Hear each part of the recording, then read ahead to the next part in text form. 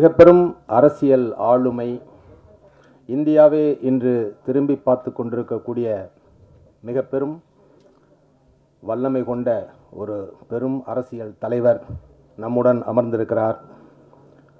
சினிமாவும் அரசியலும் ஆண்டாண்டு காலமாக இணைந்து பயணித்து கொண்டிருக்கிறது. சமீப காலத்தில் சற்று அதிகமாக சினிமாவில் அரசியல் பேசுபொருளாகி இருக்கிறது. தமிழ்நாடு மாத்திரம் அல்லாமல் நம் பக்கத்து மாநிலமான கேரளாவில் தற்போது வேடன் என்கிற ஒரு இளைஞர்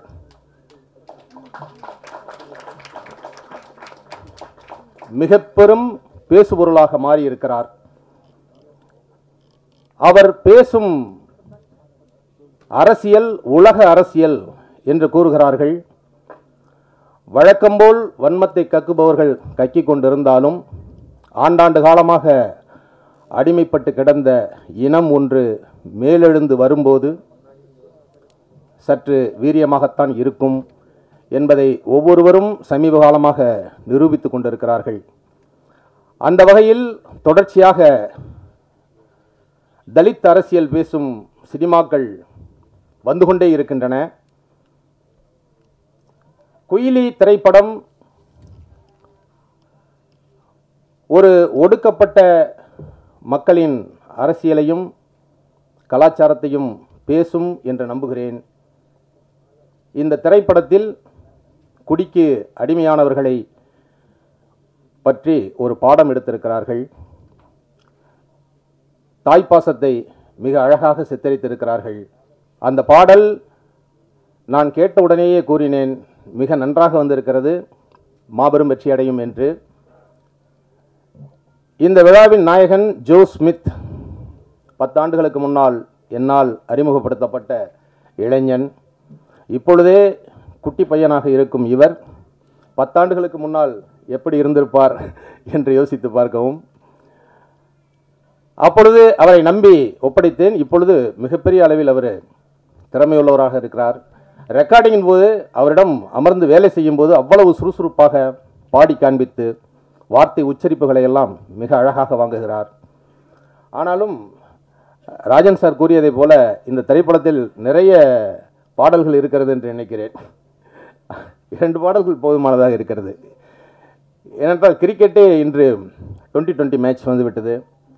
இன்னும் 10 ஓவரில் வந்துடும். ஏன்னா பரபரப்பான இந்த வாழ்க்கை சூழலில் நாம் சினிமாவையே 1.5 மணி நேரத்திற்கு கொண்டு வர வேண்டுமோ என்று தோன்றுகிறது. அந்த அளவுக்கு மக்கள் பரபரப்பாக சென்று கொண்டிருக்கிறார்கள். எனவே இந்த திரைப்படம் ஒரு நல்ல கலாச்சாரத்தை பேசுகிறது, ஒரு நல்ல பண்பாட்டை போதிக்கும் படமாக இருக்கிறது. இதை பார்க்கும்போது ஒரு வழியை பதிவு செய்திருக்கிறார்கள் என்பது தோன்றுகிறது. படத்தை இயக்குனர் முருகசாமிக்கும் தயாரிப்பாளர் வி அருண்குமார் அவர்களுக்கும் மற்றைய படக்குழுவினர் அனைவருக்கும், அம்மா பாத்திரம் ஏற்று நடித்திருக்கும் லிசி அவர்கள் மிக நன்றாக செய்திருக்கிறார். அனைவருக்கும் எனது வாழ்த்துக்களை தெரிவித்துக் கொள்கிறேன். நன்றி, வணக்கம். எழுச்சி தமிழர் எம்பி அவர்கள் அவருடைய நேர்காணல்களையும் அவருடைய உரையாடல்களையும் அவருடைய பேச்சையும் மிகவும் முக்கியமாக நான் கவனித்து அவருக்கு ராஜன் சார் சொன்ன மாதிரி அவர் அனைவருக்குமான தலைவர், பொதுவான தலைவர். அவரோட இந்த மேடையில் ஷேர் பண்ணுறது எனக்கு ரொம்ப பெருமை. இதற்கு வாய்ப்பளித்த அருண்குமார் அவர்களுக்கும் முருகசாமிக்கும் என்னுடைய நெஞ்சம் நிறைந்த நன்றியை தெரிவித்துக் கொள்கிறேன். ஏன்னா அவர் எழுச்சி தமிழர் அவர்கள் அவருடைய குணநலன்களை அவருடைய பயோகிராஃபியை நான் கொஞ்சம் கொஞ்சமாக நான் பார்த்துட்ருக்கேன். அவர் அவருடைய அந்த பணி திரைப்படம் மூலமாக பதிய வைக்கப்பட வேண்டும் என்று நான்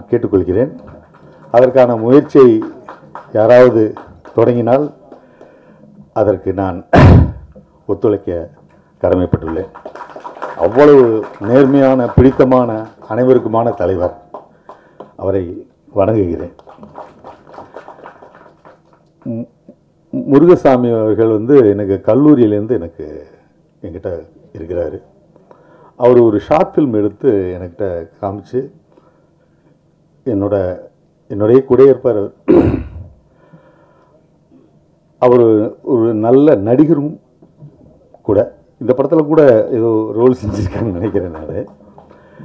நான் என் பட உதவியாளராக மட்டும் இல்லாமல் நான் நடிக்கும் படங்கள், குறிப்பாக பொன்னியின் செல்வனில் பண்ணும்போது அவர் கூடயே அந்த 1 மாதம் 2 மாத காலங்களில் என்னோட பயணித்தார். அப்புறம் அசுரனில் வெற்றிமாறன், அந்த மாதிரி நிறைய அப்சர்வேஷன் எல்லாம் அப்சர்வ் பண்ணி தான் இந்த படம் பண்ணியிருக்கிறார். எனக்கு ரொம்ப மகிழ்ச்சி என்னன்னு கேட்டிங்கன்னா, அவர் ஒரு எளிமையான பின்புலம் கொண்டவர் தான். எனக்கு நல்லா தெரியும். எங்கள் வீட்டு வர்றாரு, எல்லா வேலைகளும் செய்வார். அதாவது எல்லா பணிகளையும் செய்வார். குறிப்பாக மயில்சாமி அவர்களோட இணைந்து பல துண்டு பணிகளை செஞ்சிட்டு இருந்தார். அவருக்காக பிரச்சாரம் கூட பண்ணார். அந்த அளவுக்கு அவர் ரொம்ப டவுன் டு எர்த் மேன். அவர் இப்படி ஒரு இயக்குனராக இருப்பது எனக்கு ரொம்ப மகிழ்ச்சியும் எனக்கு ரொம்ப பெருமையாகவும் இருக்குது. அதற்கு வாய்ப்பளித்த தயாரிப்பாளர் அருண்குமார் அவர்களையும் அந்த யூனிட் எல்லாத்தையுமே நான் ரொம்ப மகிழ்ச்சியோட வாழ்த்துறேன். லிசி ஆண்டனி அவர்கள் இந்த பெண் கதாபாத்திரத்தை, அது முதல் படத்தில் எப்படி வேணாலும் எடுக்கலாம். ஆனால் இவர் சொன்ன மாதிரி ஒரு சமுதாய கருத்தை சொல்லணும்னு அதுவும் இல்லாமல் ஒரு வெகுஜன பார்வையிலேருந்து, ஒரு எளிய மனிதர், ஒரு ஒர்க்கிங் கிளாஸ், அந்த பார்வையிலேருந்து அந்த படம் எடுத்துருக்கிறதாக நாம் எல்லாம் விட்னஸ் பண்ணோம். அதில் வீரியம் இருக்கும். அந்த வீரியமான ஒரு விஷயம் அதில் நிறைஞ்சிருக்கு. ஏஸ்தட்டிக்கை விட அந்த வீரியம்தான் அந்த படத்துக்கு பலமாக இருக்குது. இது சாதாரணமாக தயாரிப்பதுங்கிறது கடினமான விஷயம். ஆனால் அருண்குமார் அவர்கள் தயாரித்து இத்தனை வருஷம், அவர் சொன்னார் 4 வருஷமாக ரொம்ப கஷ்டப்பட்டு பண்ணியிருக்காங்க. இது ஒரு கலாபூர்வமாக அவர் திரைக்கதை அமைச்சிருப்பார்னு நான் நம்புகிறேன். அது சரியாக இருக்கிற பட்சத்தில் நீங்கள் எல்லாரும் ஆதரவு கொடுக்கணும் அப்படின்னு நான் ரொம்ப பணிவாக கேட்டுக்கிறேன். இந்த படம் மிகப்பெரிய வெற்றி அடைய என்னுடைய மனதார வாழ்த்துக்களை தெரிவித்துக்கொண்டு அண்ணன் அவர்கள் பேச்சை கேட்க அவளாக இருக்கிறேன். நன்றி. ஜென்ரலாக எல்லா ஆடியோ லான்ச்லேயும் நான் ஏன்னா எனக்கு இது ரொம்ப பயமான ஒரு விஷயம், மேடை பேச்சு அப்படிங்கிறது. ஸோ என்னை கூப்பிட்ட உடனே நான் ஆப்பர்ச்சுனிட்டிக்கு தேங்க்ஸ் அப்படி சொல்லிட்டு போயிடுவேன். ஆனால் இன்றைக்கி எங்கள் ப்ரொடியூசர் மிஸ்டர் அருண் நான் பேசி ஆகணும்னு சொல்லியிருக்காரு. I always believed one thing in life, நம்மளோட பேஷன், அந்த பேஷனை கொண்டு போகிறதுக்கூடிய ஹார்ட் ஒர்க் அண்ட் பர்சீவரன்ஸ், விடாமுயற்சி, அதுக்கப்புறமா நிறைய பேஷன்ஸ், பொறுமை, இதுதான் என் லைஃப்பில் நான் ஃபாலோ பண்ணுற ஒரு விஷயம். அதுதான் என்னை இவ்வளோ தூரம் கொண்டு வந்திருக்கு. இதை நான் அப்படியே பார்த்தது மிஸ்டர் அருண் கிட்ட. ஏன்னா எனக்கு இந்த கதைக்காக எனக்கு கால் வந்தது அவர்கிட்ட இருந்து தான். ஸோ எப்பயும் போல் நான் டைரக்ஷன் டிபார்ட்மெண்ட்லேருந்து ஃபோன் பண்ணி எனக்கு ஸ்கிரிப்ட் சொல்லுங்கள் அப்படின்னேன். அவர் இல்லை மேம் நானே சொல்லுவேன் அப்படின்னாரு. Which is first time for me. ஒரு ப்ரொடியூசர் அந்த ஸ்கிரிப்ட் அவ்வளோ அழகாக எனக்கு எக்ஸ்பிளைன் பண்ணி, செகண்ட் ஹாஃப்லேருந்து நீங்கள் வருவீங்க madam, you have to take over, இந்த வார்த்தை தான் அவர் சொன்னார். அங்கேருந்து நீங்கள் இந்த குயிலி அப்படிங்கிற கேரக்டரை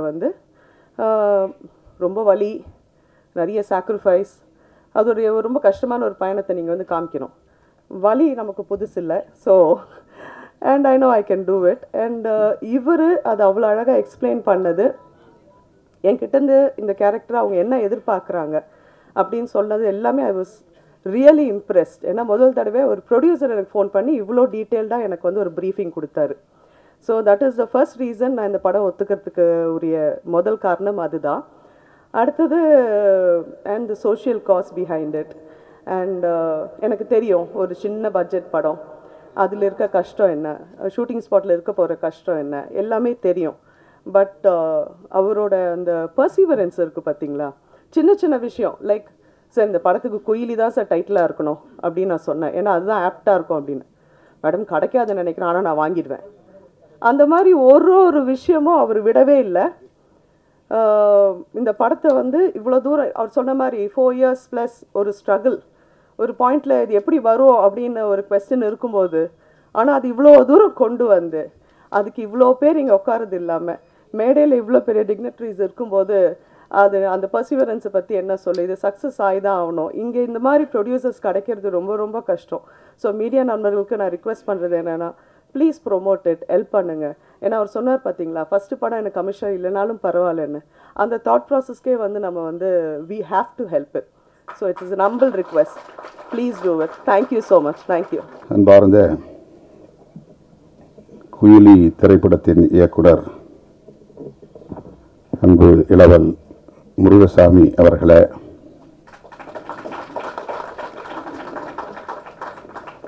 இத்திரைப்படத்தின் தயாரிப்பாளர் BM ஃபில்ம் இன்டர்நேஷனல் நிறுவனத்தின் உரிமையாளர் VV அருண்குமார் அவர்களே,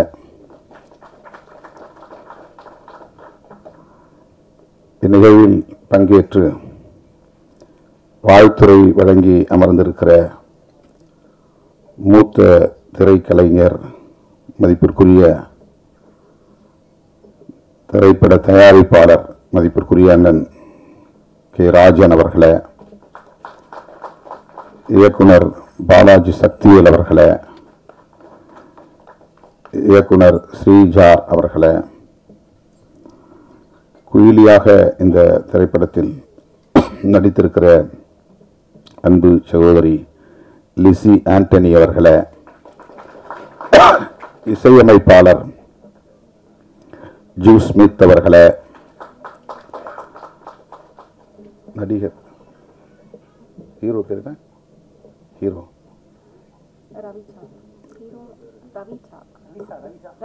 ரவிச்சா அவர்களே,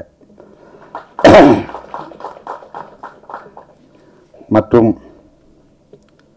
மேடையில் அமர்ந்திருக்கிற படைப்பாளர்களே, திரைக்கலைஞர்களே, திரளாக கூடியிருக்கிற தமிழ் சொந்தங்களே, உங்கள் அனைவருக்கும் என்னுடைய பணிவார்ந்த வணக்கத்தை தெரிவித்துக் கொள்கிறேன். ஆர்ப்பாட்டம் ஒன்றில் பங்கேற்க வேண்டியிருந்தது. சத்தீஸ்கர் மாநிலத்தில் பழங்குடி மக்களுக்கு எதிரான ஒரு நடவடிக்கை, இராணுவ நடவடிக்கை மேற்கொள்ளப்பட்டு வருகிற சூழலில் அதனை கண்டித்து இடதுசாரி இயக்கங்களும் விடுதலை சிறுத்தைகளும் இணைந்து நடத்திய ஒரு ஆர்ப்பாட்டம். இந்த நிகழ்வுக்கு இசைவளித்த பிறகு திடுமென அது ஏற்பாடு செய்யப்பட்டு விட்டது. 7:15 மணிக்குத்தான் அது நிறைவு பெற்றது. அங்கிருந்து இங்கே வந்து சேர சற்று காலத்தாழ்வு நேர்ந்து விட்டது. அதற்காக முதலில் என்னுடைய வருத்தத்தை தெரிவித்துக் கொள்கிறேன். குயிலி திரைப்படத்தின் முன்னோட்ட காட்சிகளையும் பார்க்க சந்தர்ப்பம் அமையவில்லை. நான் வருவதற்கு முன்னதாகவே பாடல் காட்சிகளும் ஒளிபரப்பப்பட்டு விட்டன. பாடலையாவது கேட்கிறேன் என்று கேட்டு ஒரு பாடலை தற்போது மேடையிலேயே கேட்டேன். கதை என்ன என்பதையும் வந்து அமர்ந்த பிறகு அண்ணன் ராஜன் அவர்களிடத்திலே கேட்டு தெரிந்து கொண்டேன். இந்த கால சூழலில் மிகுந்த சமூக பொறுப்புணர்வோடு மதுவுக்கு எதிராக ஒரு திரைப்படம் எடுக்கிற துணிச்சல் இயக்குனர் முருகசாமி அவர்களுக்கும் தயாரிப்பாளர் அருண்குமார் அவர்களுக்கும் வந்திருக்கிறது என்பதே பாராட்டுதலுக்குரியது. நான் நெஞ்சார பாராட்டுகிறேன், வாழ்த்துகிறேன். வணிக நோக்கில் திரைப்படங்களை தயாரிக்க வேண்டும், அதில் வெற்றி பெற வேண்டும், அதில் லாபம் பெற வேண்டும் என்று எண்ணாமல் சமூக பொறுப்புணர்வோடு மக்களுக்கு வழிகாட்ட வேண்டும், இந்த கொடிய துன்பத்திலிருந்து மக்கள் விடுதலை பெற வேண்டும் என்கிற வேட்கையோடு இந்த இளைஞர்களுக்கு, இளம் தலைமுறையினருக்கு இப்படி ஒரு பொறுப்புணர்வு மிக்க இளைஞர்களாக இந்த திரைப்படத்தை தயாரித்திருக்கிறார்கள், அந்த வேட்கையோடு தயாரித்திருக்கிறார்கள் என்பது உள்ளபடியே மகிழ்ச்சி அளிக்கிறது என்பதை விட பெருமை அளிக்கிறது. பெருமைப்படுகிறேன். அந்த இளைஞர்களை நான் ஆரத்தழுவிய வாழ்த்துக்களையும் பாராட்டுகளையும் தெரிவித்துக் கொள்கிறேன். உங்களுக்கு தெரியும், அண்மையிலே நாங்கள் மது மற்றும் போதைப்பொருள் ஒழிப்பு மகளிர் மாநாடு என்று லட்சத்துக்கும் மேற்பட்ட பெண்களை திரட்டி ஒரு மாபெரும் மாநாட்டை நடத்தினோம். அது பேசுவிடும் பொருளாக மாறியது, கடுமையான விமர்சனங்களுக்கும் உள்ளானது. அண்ணன் ராஜன் அவர்கள் பேசுகிற போது ஒன்றை சொன்னார். தமிழ்நாட்டிலே மதுவை ஒழிக்க வேண்டும் என்று நாம் சொல்லுகிறோம். ஒருவேளை தமிழ்நாட்டில் மதுவை ஒழிக்கும் நோக்கில் கடைகளை ஆட்சியாளர்கள் மூட முன்வந்தாலும் கூட அண்டை மாநிலங்களுக்கு போய் மதுவை அருந்துவிட்டு வருகிற ஒரு நிலை இருக்கிறது. அல்லது அவர்கள் இங்கே வந்து திருட்டுத்தனமாக மதுவை விற்பனை செய்வதற்கான வாய்ப்பு இருக்கிறது. இதற்கு என்னதான் தீர்வு என்ற கேள்வியை எழுப்பிவிட்டு அவர் சொன்னார், தேசிய அளவில் இங்குமே மது இருக்கக்கூடாது என்ற கருத்தை சொன்னார். திருமாவளவன் இதை நாடாளுமன்றத்திலும் பேச வேண்டும் என்று சொன்னார். சொல்லிவிட்டு பேசியிருக்கிறார் என்று நம்புகிறேன் என்றும் சொன்னார். அவருடைய நம்பிக்கை வீண் போகவில்லை. நான் பேசினேன், மக்களவையில் பேசினேன். என் மீது அவர் வைத்திருக்கிற நம்பிக்கை எனக்கு வியப்பளிக்கிறது. நாடாளுமன்றத்தில் அப்படி நான் பேசுகிற போது மாண்புமிகு அமைச்சர் நிர்மலா சீதாராமன் அவர்கள் எழுந்து, நீங்கள் முதலில் தமிழ்நாட்டில் மதுவை ஒழித்துவிட்டு வாருங்கள், கள்ளக்குறிச்சியிலே பல பேர் உயிரிழந்திருக்கிறார்கள், அங்கே பேசாமல் இங்கே ஏன் பேசுகிறீர்கள் என்று எதிர்வினையாற்றினார்.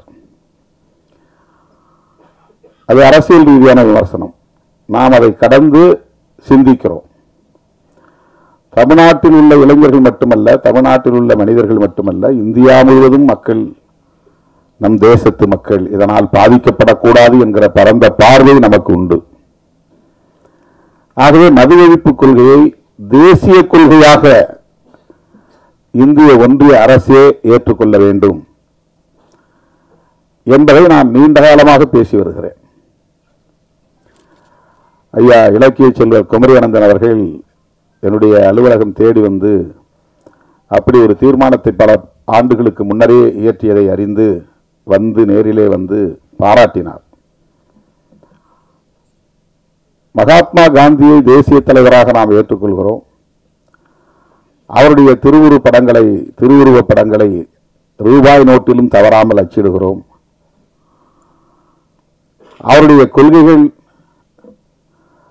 முக்கியமானவற்றுள் மது விலக்கு என்பது முதன்மையானது. அகிம்சை என்பது அவருடைய கொள்கைகளில் ஒன்று என்றால், மது விலக்கு என்பது முதன்மையான கொள்கைகளுள் ஒன்று. மகாத்மாவை தேசத்தந்தை என்று ஏற்றுக்கொண்டிருக்கிற நாம் அவருடைய உயிர் மூச்சான கொள்கைகளில் ஒன்றான மது விலக்கை பொருட்படுத்துவதே இல்லையே.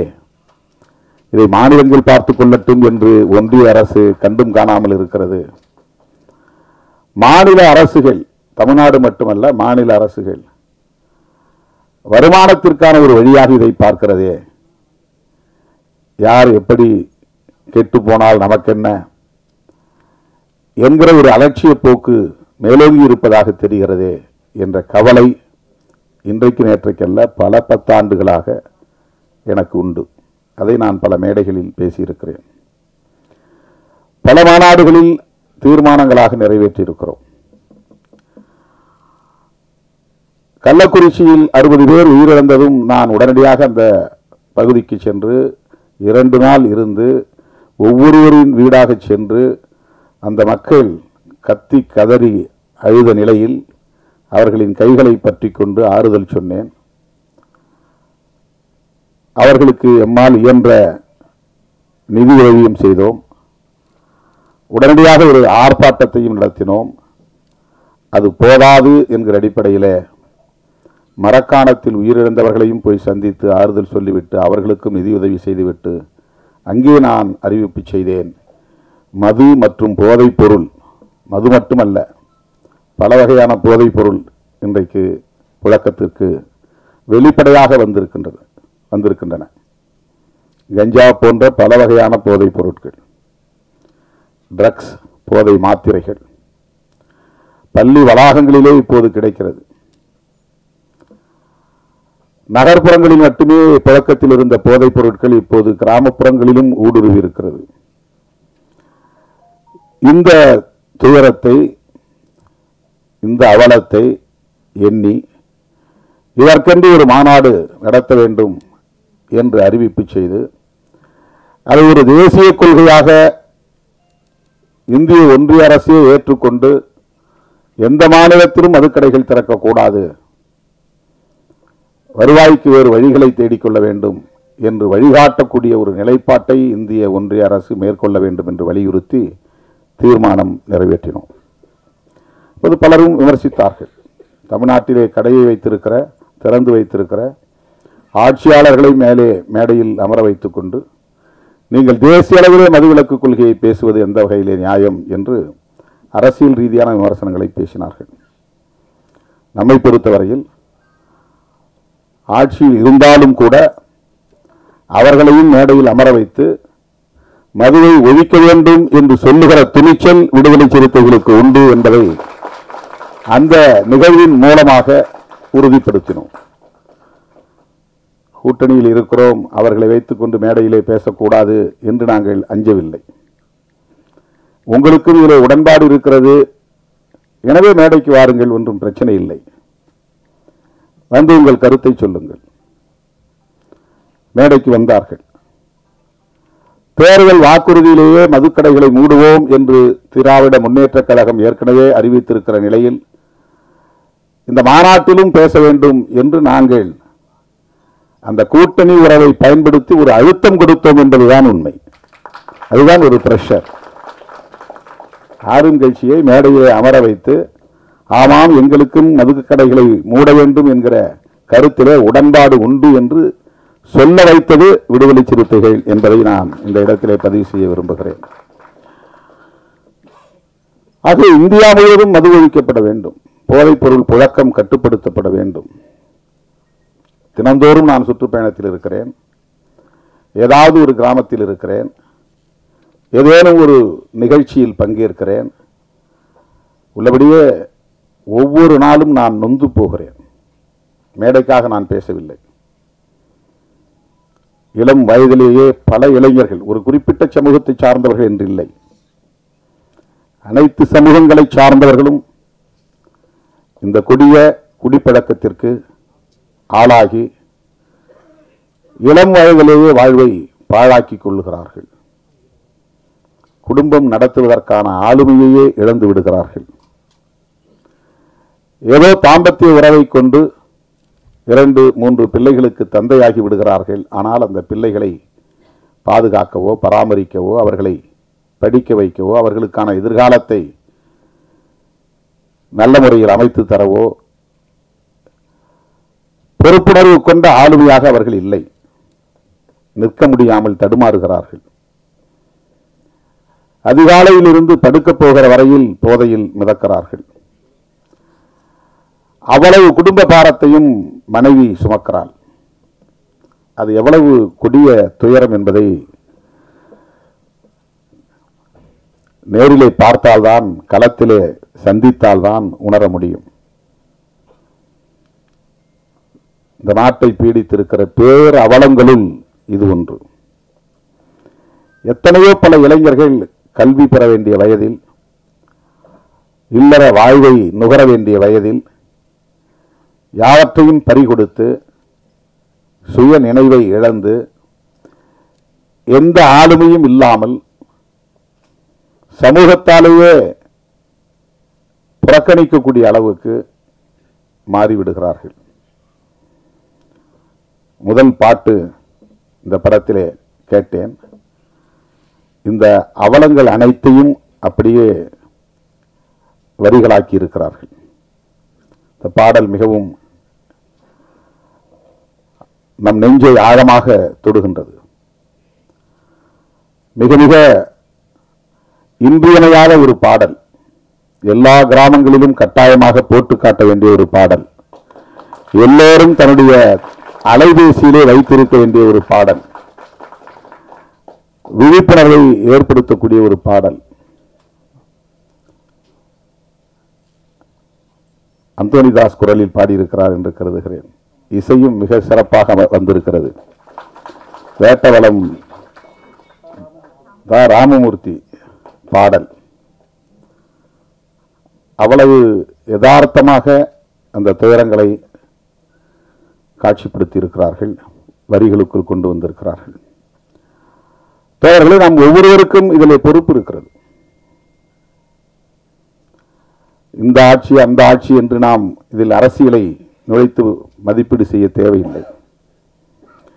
அண்ணன் ராஜன் அவர்கள் ஒன்றை என் காதோரம் வந்து ஆலோசனையாக சொன்னார்.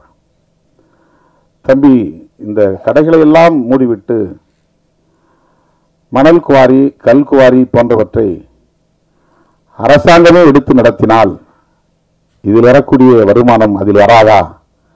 இதையெல்லாம் நீங்கள் ஆட்சியாளர்களுக்கு சொல்லலாமே என்று சொன்னார். அவருக்கு எந்த அளவுக்கு இதிலே ஒரு பொறுப்பு இருக்கிறது என்பதை என்னால் உணர முடிகிறது.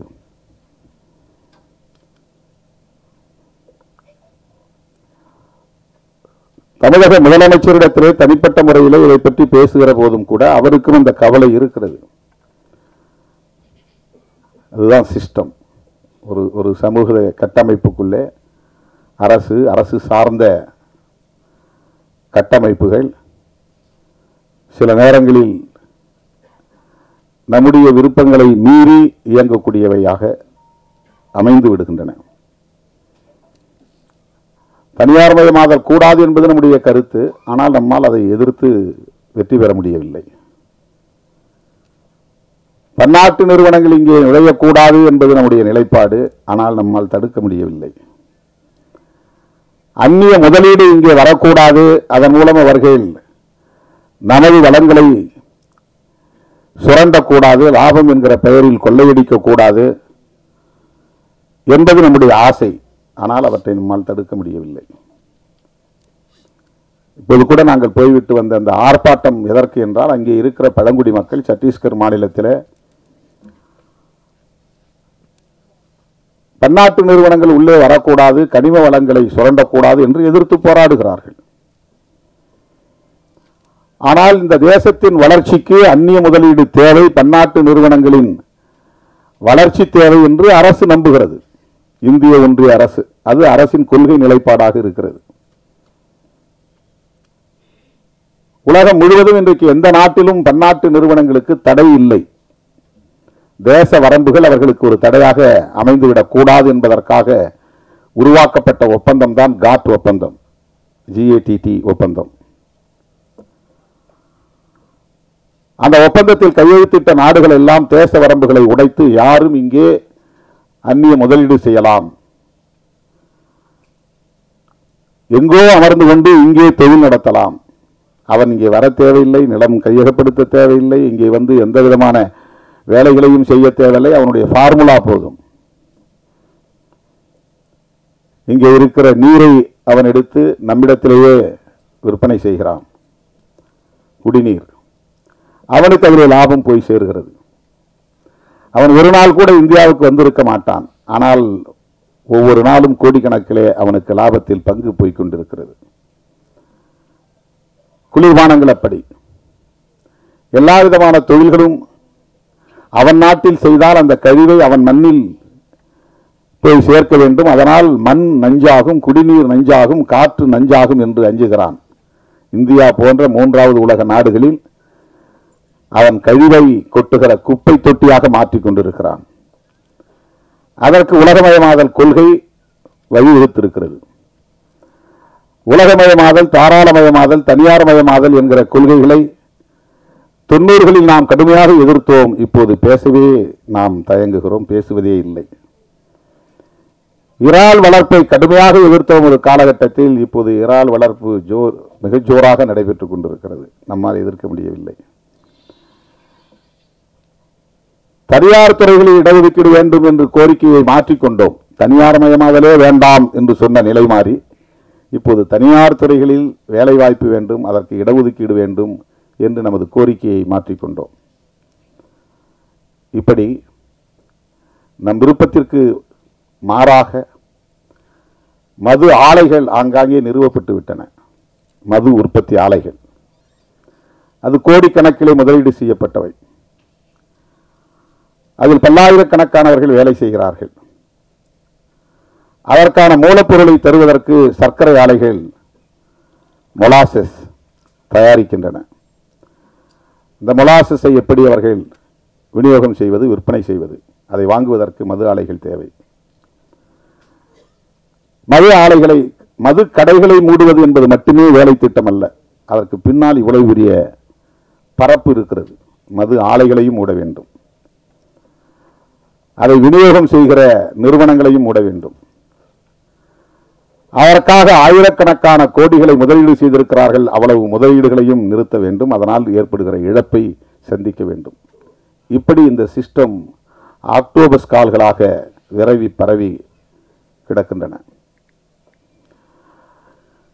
உயர் தொழில்நுட்ப கருவிகளை அயல்நாடுகளில் இருந்து இறக்குமதி செய்து மல்டி ஸ்பெஷாலிட்டி ஹாஸ்பிட்டல் மருத்துவமனைகளே வந்து எஸ்டாப்ளிஷ் செய்கிறார்கள், நிறுவுகிறார்கள், இன்ஸ்டாலேஷன் பண்ணுகிறார்கள்.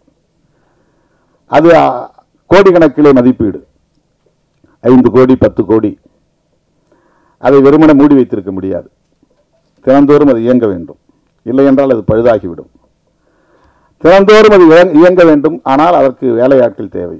வேலையாட்கள் என்றால் அவர்களுக்கு சம்பளம் தர வேண்டும். சம்பளம் தர வேண்டும், அது இயங்க வேண்டுமானால் தினந்தோறும் அதிலே நோயாளிகள் வந்து படம் எடுத்துக்கொண்டே இருக்கும். ஸ்கேன் எடுக்கணும், ஸ்கேன் எடுத்துக்கிட்டு இருக்கணும். உடம்பு நல்லா தான் இருக்கும், ஆனாலும் ஸ்கேன் எடுங்க. எனக்கு ஒன்றும் பிரச்சனை இல்லையே. இல்லை, இதெல்லாம் மாஸ்டர் செக்கப் மாதத்துக்கு 3 மாதத்துக்கு ஒரு தடவை வந்து பண்ணிக்கிங்க, 6 மாதத்துக்கு ஒரு தடவை பண்ணிக்கிங்க. இது நம்முடைய ஹெல்த்தில் அவங்களுக்கு அக்கறை இருக்கிற மாதிரி. ஆனால் இது மெடிக்கல் மாஃபியாவுடைய வேலைகள், தொழில் முதலீட்டாளர்களின் வேலைகள். அதை சும்மா வச்சிருக்க முடியாது. ஒவ்வொரு ஹாஸ்பிட்டல்லையும் பல கோடி ரூபாய் முதலீட்டிலே உயர் தொழில்நுட்ப கருவிகள் வந்து நிறுவப்பட்டு இருக்கிற நிலையில் அவற்றையெல்லாம் மூடி வைத்திருக்க முடியாது. எக்ஸ்ரே எடுக்கிறதா இருந்தாலும் சரி, எம்ஆர்ஐ எடுக்கிறதா இருந்தாலும் சரி, அல்லது ஆன்ஜிஓ பண்ணுறதா இருந்தாலும் சரி, ஒவ்வொன்றுக்கும் அவன் எஸ்டாப்ளிஷ் பண்ணி வச்சுருக்காங்க. எல்லாம் ஏசி. அதெல்லாம் வந்து அவன் பராமரி, டெய்லி மெயின்டெனன்ஸ் இருக்கணும். சும்மா போட்டு மூடி வச்சிருக்க முடியாது. அந்த மாதிரி தான் இந்தியா முழுக்க மது ஆலைகள் பல ஆயிரம் கோடி முதலீட்டில் நிறுவப்பட்டு இருக்கிறது. அவ்வளோ எளிதாக அதை மூட முடியாது என்பது இங்கே இருக்கிற சிஸ்டம், இங்கே இருக்கிற ஸ்ட்ரக்சர். இப்போ நம்முடைய போராட்டம் என்பது தூத்துக்குடியிலே துப்பாக்கிச்சூடு வரையில் போய் 12 பேர் படுகொலை செய்யப்பட்ட பிறகுதான் ஸ்டெர்லைட் ஆலையை மூட வேண்டும் என்கிற நிலை உருவாகிறது. சாதாரணமான கோரிக்கைகளால் அந்த ஆலையை மூட முடியவில்லை. அறவழி போராட்டங்களால் அந்த ஆலையை மூட முடியவில்லை. கேரளாவிலே வேண்டாம் என்று சொன்ன அணு ஆலை கூடங்குளத்திலிருந்து நிறுவப்படுகிறது, தமிழ்நாட்டுக்குள்ளே நிறுவப்படுகிறது. நிறுவப்பட்ட நாளில் இருந்து, அதற்கான ஆணை பிறப்பிக்கப்பட்ட நாளில் இருந்து அந்த பகுதியில் மக்கள் போராடிக்கொண்டே இருக்கிறார்கள், எதிர்ப்பு தெரிவித்துக் கொண்டே இருக்கிறார்கள், துண்டறிக்கை கொடுத்துக் கொண்டே இருக்கிறார்கள், உண்ணாவிரத போராட்டம் நாள்தோறும் நடத்துகிறார்கள். 1.5 ஆண்டுகள் நடந்தன. ஒரு அங்குலம் கூட அதிலே நம்மால் முன்னேற முடியவில்லை. திட்டமிட்டவாறு கூடங்குளம் அணு உலை நிறுவப்பட்டது, அது இயங்குகிறது. அங்கே அணு கழிவுகள் வெளியேற்றப்பட்டு கொண்டே இருக்கின்றன. தோழர்களே, அப்படித்தான் இந்த மது ஒழிப்பும் கூட. விழிப்புணர்வு தேவை, பரந்துபட்ட அளவில் மக்களிடையே விழிப்புணர்வு தேவை. ஒரு இயக்கம் போதாது, ஒரு கட்சி போதாது, ஒரு தலைவர் போதாது. அரசை நிறுவுகிற ஆற்றல் பெற்ற மக்கள், ஒரு அரசை தூக்கி எறிகிற ஆற்றல் பெற்ற மக்கள், விழிப்புணர்வு பெற்ற அரசியல் சக்தியாக மாறுகிற போது, தொடர்ந்து போராடுகிற துணிச்சலை பெறுகிற போது, சமரசமின்றி போராடுகிற ஆற்றலை பெறுகிற போது எல்லாவற்றையும் தலைகீழாக புரட்டி போட முடியும். அதற்கு சான்று வேளாண் சட்டங்களை இந்த அரசு திரும்ப பெற வைத்தது.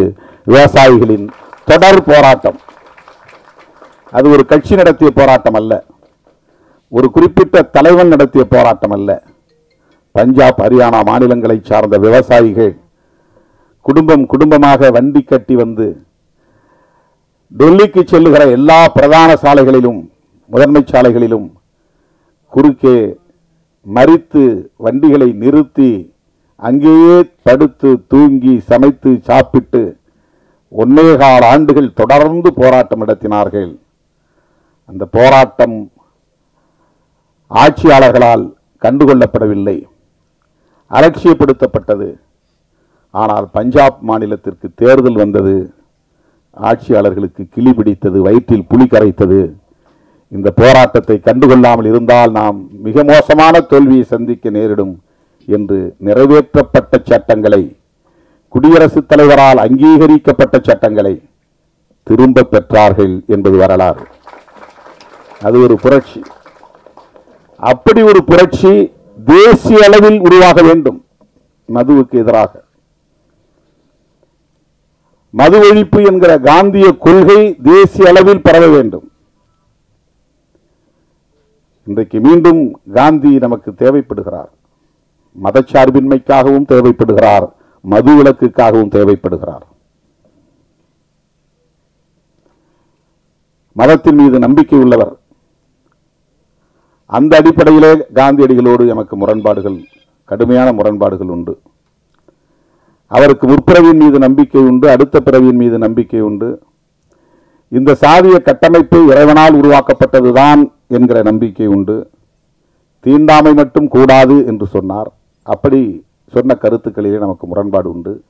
ஆனால் உருவாகி இருக்கிற இந்த புதிய அரசு, வெள்ளையன் வெளியேறிய பிறகு நாம் உருவாக்கி இருக்கிற இந்த புதிய அரசு மதசார்பற்ற அரசாக இருக்க வேண்டும் என்பதிலே உறுதியாக இருந்தார். அதனால்தான் காந்தியடிகள் கொல்லப்பட்டார். அவர் இறை நம்பிக்கை உள்ளவர், கடவுள் மறுப்பாளர் அல்ல. பெரியாரை போல கடவுளை மறுத்து பேசியவர் அல்ல. அவர் மத நம்பிக்கையாளர். புரட்சியாளர் அம்பேத்கர் அவர்களைப் போல இந்து மதத்தை விமர்சித்தவர் அல்ல. அடுத்த பிறவியின் மீது நம்பிக்கை உள்ளவர், புராண திருவிளையாடல்களின் மீது நம்பிக்கை உள்ளவர். அப்படிப்பட்டவரையே படுகொலை செய்தார்கள் என்றால் அதற்கு காரணம் அவருடைய மதச்சார்பின்மை என்கிற கொள்கை நிலைப்பாடுதான். அதேபோல மதுவிலக்கு.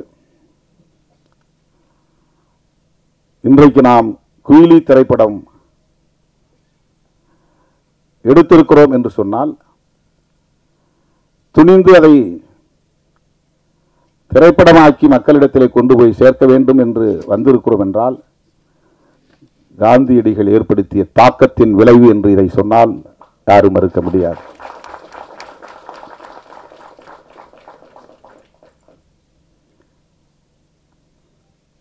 களத்திலே நாம் சந்திக்கிற அவலங்கள் நம்மை சிந்திக்க வைக்கிறது என்பதுதான். ஒவ்வொரு ஊரிலும் பிரச்சனைகளுக்கு காரணம், ஒவ்வொரு ஊரிலும் குறைந்தது 10 அல்லது 20 பேர் போதையில் இருக்கிறார்கள். சாதியின் பெயராலோ மதத்தின் பெயராலோ கலவரங்கள் மூழுவதற்கும், பெரிய வன்கொடுமைகள் வெடிப்பதற்கும், குடிப்பழக்கத்திற்கு, குடிபோதைக்கு ஆளாகக்கூடியவர்களும் ஒரு காரணமாக இருக்கிறார்கள் என்பதை நம்மால் பார்க்க முடிகிறது. 1,00,000 பேர் அமர்ந்திருக்கிற ஒரு அவையில் 100 பேர் குடிபோதையில் வந்து குழப்பத்தை ஏற்படுத்தி விடுகிறார்கள். அந்த கட்டுப்பாட்டை சீர்குலைத்து விடுகிறார்கள்.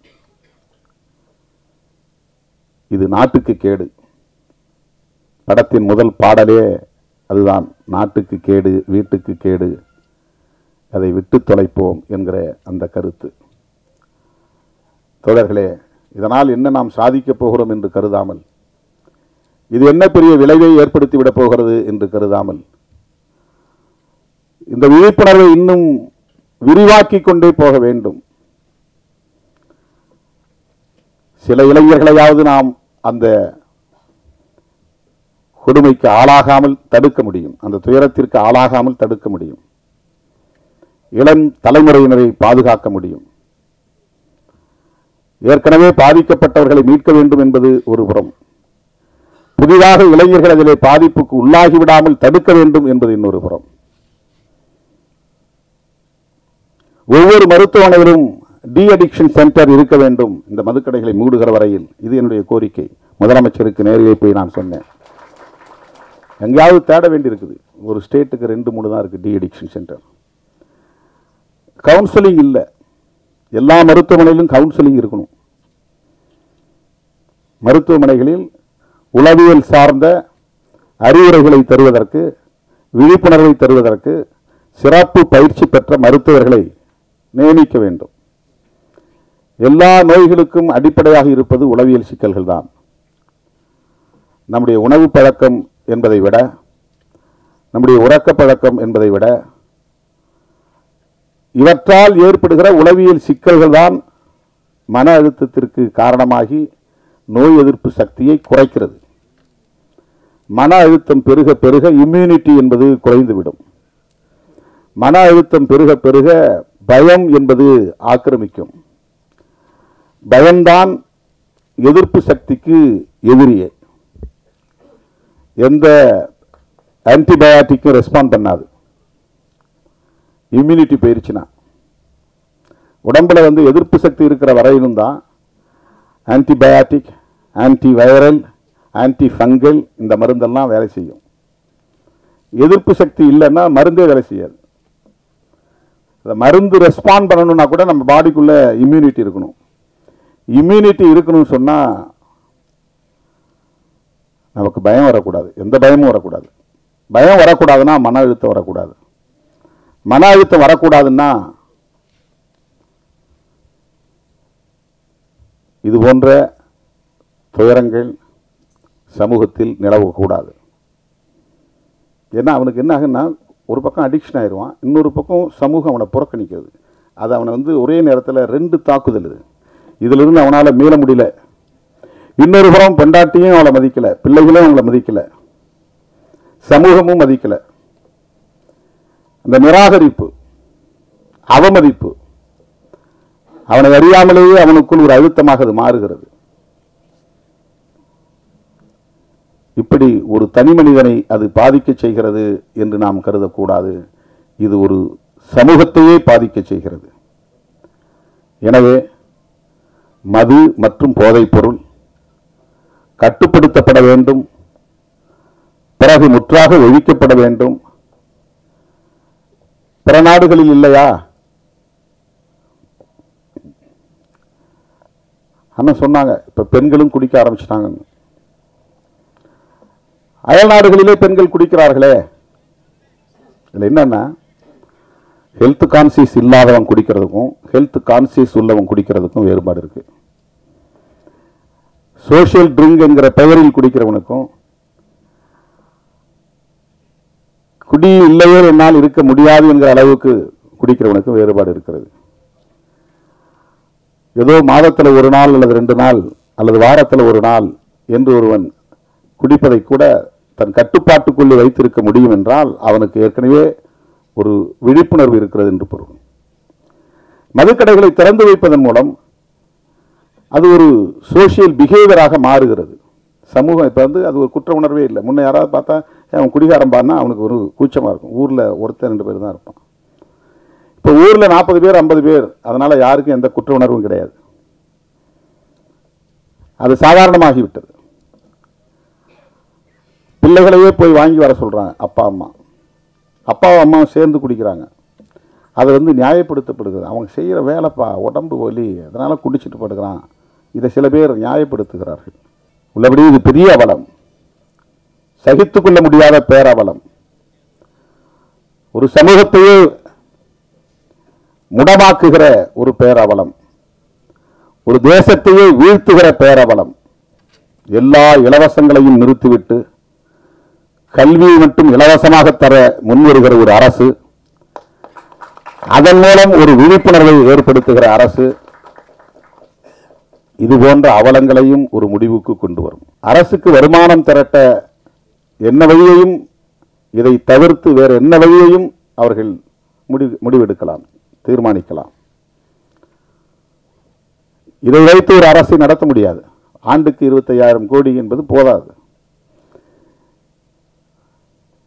அது இலவச திட்டங்களுக்கு இது பயன்படுகிறது என்று நியாயப்படுத்துவதும் ஏற்புடையதல்ல.